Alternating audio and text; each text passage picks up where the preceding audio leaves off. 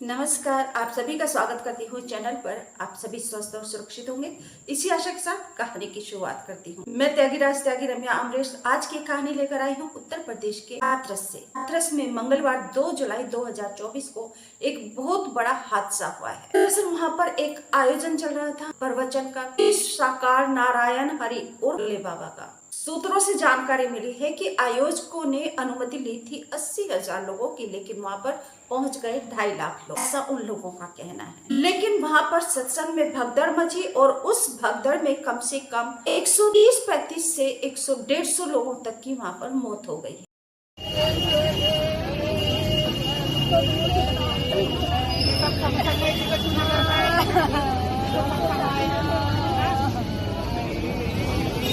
दो घंटा हो गए प्राइवेट हॉस्पिटल मार रहे हैं। ये तो एक भी व्यवस्था नहीं है इनके पास। पुलिस प्रशासन की जिम्मेवारी के हिसाब से ये इतना कांड हुआ है। पुलिस प्रशासन ने एक रोड जो बंद था, जाम लगा हुआ था रात 11 बजे से, वो जाम खुलवाया पुलिस प्रशासन ने और उसकी वजह से ये दुर्घटना हुई। 100-150 चले गए। लगभग कितने लोगों की मौत हुई? 100-150 आदमी चले गए यहाँ से, 200 के लमसम चले गए। और यहाँ अभी तक कोई लाइट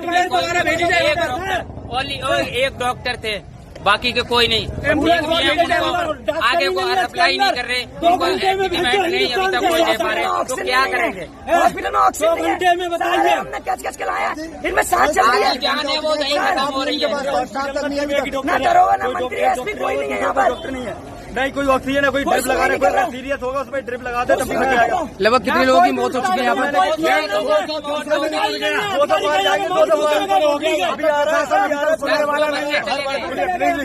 1.5 घंटा हादसे को हो गया, अभी का कोई सीनियर ऑफिसर यहाँ पे मौजूद नहीं है, न कोई सीनियर डॉक्टर यहाँ पे। सीएमओ साहब अभी तक आए नहीं है। 200 मौतें लगभग हो चुकी है, कोई सुनने वाला नहीं है, कोई रेफर करने वाला नहीं है।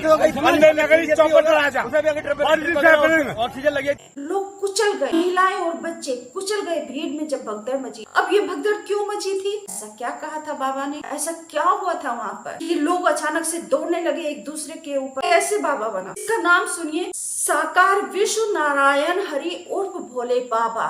बस इतनी कमी बाकी रह गई है कि ये नाम थोड़ा छोटा लग रहा है, इसको नाम थोड़ा सा बड़ा तो कर लेना चाहिए था। जैसे इसका मूल नाम जो है सूरजपाल जाटव है, लेकिन इसको नाम अभी ये बहुत छोटा सा नाम है, इसको अपना नाम थोड़ा सा बड़ा कर लेना चाहिए और उसमें ऐड कर लेना चाहिए। प्रथम पूजिताय गणेशाय, विश्व रचाय ब्रह्माय, पालन करताय विष्णवे, लक्ष्मी पताय, तो शायद तब बात बन जाए, थोड़ा नाम दिखाई दे कि हाँ कोई नाम है इसका। ऐसे शंभू बाबा कुकर मुद्दे की तरह जगह जगह बैठते हैं, सत्संग करते हैं और लोगों की जिंदगियों से खिलवाड़ करते हैं। आसाराम बाबू को देखिए, लेकिन लोग हैं कि सुधरते नहीं हैं और भीड़ इतनी उमड़ती है कि भेड़ियों को भगवान बना दे।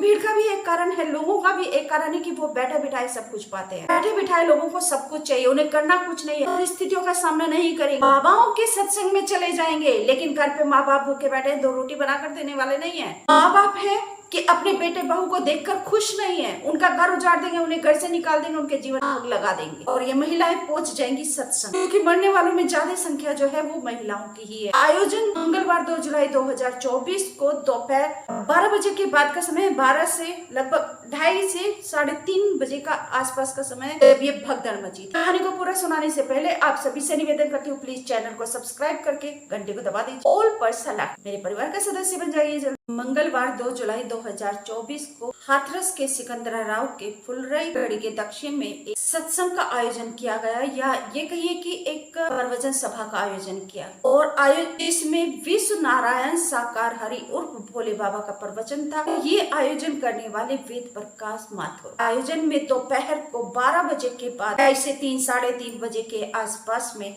भगदड़ मच जाती है, लोग एक दूसरे को कुचलते हुए आते। तो बाबा का नाम जान लीजिए कि बाबा का नाम विश्व नारायण साकार हरि उर्फ भोले बाबा का असली नाम सूरजपाल जाटव है। सूत्रों से जानकारी मिली है कि सूरजपाल जाटव ने कहा था कि चरण धूलि ले लेना और पानी पीकर जाना तो आपके सारे रोग छूमंतर हो जाएंगे और आपके रोग शोक सब कट जाए।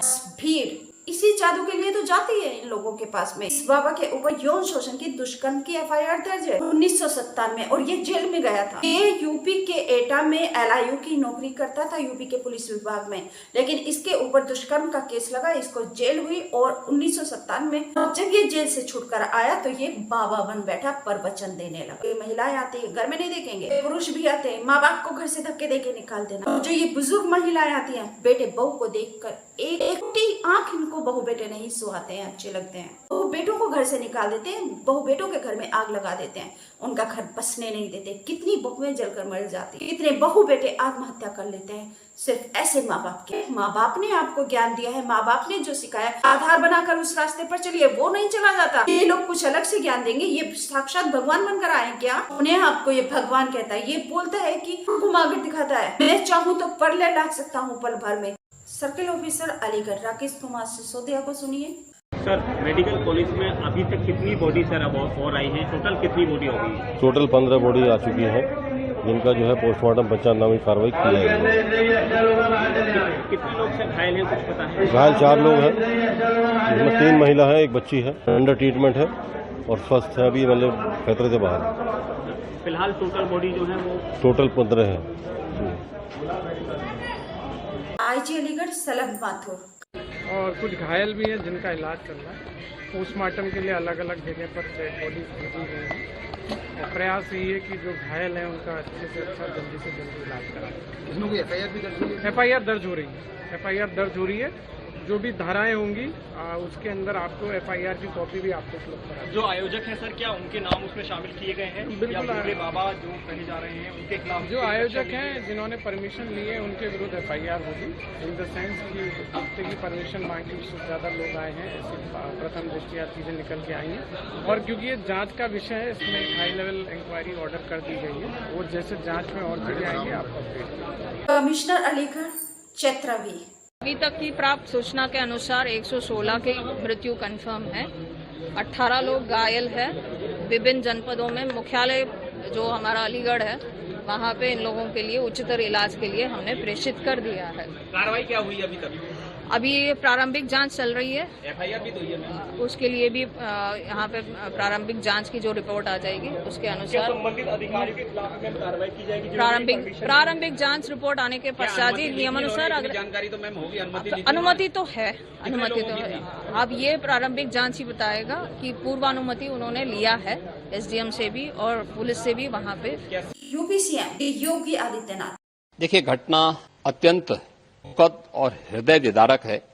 अपराह्न में 3-3:30 बजे के अंदर ये पूरा घटनाक्रम घटित होता हुआ बताया जाता है। जनपद हाथरस के सिकंदरा राव के अंदर ये पूरा हादसा घटित हुआ है। वहां पर स्थानीय आयोजकों ने एक भोले बाबा का कोई आयोजन स्थानीय गांवों में उनके द्वारा सत्संग के आयोजन के माध्यम से किए जाते रहे हैं और स्थानीय भक्तगण उस कार्यक्रम में भाग लेते हैं।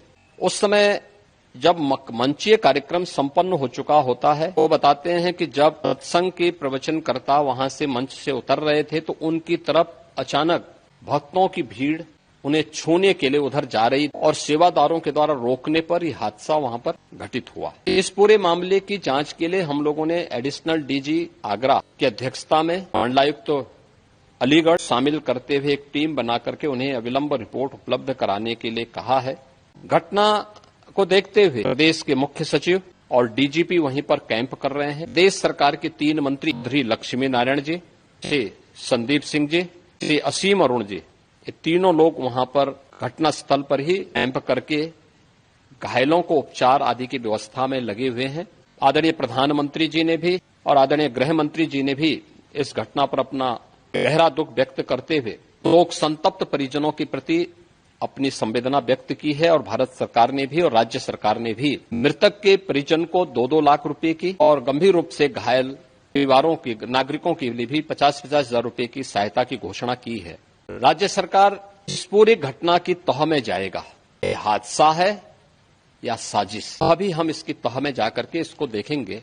इस प्रकार की घटना पर पीड़ितों के प्रति संवेदना व्यक्त करने की बजाय राजनीति करना यह अत्यंत दुर्भाग्यपूर्ण है और निंदनीय भी। इस समय पीड़ितों की घावों पर मलहम लगाने का है, पीड़ितों के प्रति संवेदना का है। सरकार इस मामले में पहले से संवेदनशील है, तो सरकार इस मामले की तह में जाकर के जिसकर्ताओं को भी और इस घटना के जिम्मेदार जो हैं उनको भी उचित सजा देगी। एएम ने साफ कर दिया कि वो इसको किसी भी कीमत पर बख्शेंगे नहीं। भी दोषी हैं उनको कड़ी से कड़ी सजा दी जाएगी और कार्यवाही शुरू भी कर दी है। एसडीएम को रिपोर्ट बनाने के लिए दिया था। एसडीएम ने जो रिपोर्ट बनाकर डीएम को दी है, देखिए और ये ध्यान से जो धाराओं में केस दर्ज हुआ है 105, 110, 126, 23, 238 में एफआईआर दर्ज की गई है। कई जिलों की पुलिस ने स्वंभू आश्रम को घेराव हुआ है और स्वंभू को हाउस अरेस्ट कर लिया है। स्वंभू अभी अंडरग्राउंड है। इसकी कोई भी और जानकारी मिलेगी आपके साथ जरूर साझा करूंगी। आप सभी से निवेदन करती हूँ इस चैनल को जल्दी से सब्सक्राइब करके घंटे को दबाकर ऑल पर सेलेक्ट कर लीजिए। मेरे परिवार का सदस्य बन जाइए और कमेंट जरूर लिखिए कि आपको वीडियो कैसी लगी, अच्छी या बुरी।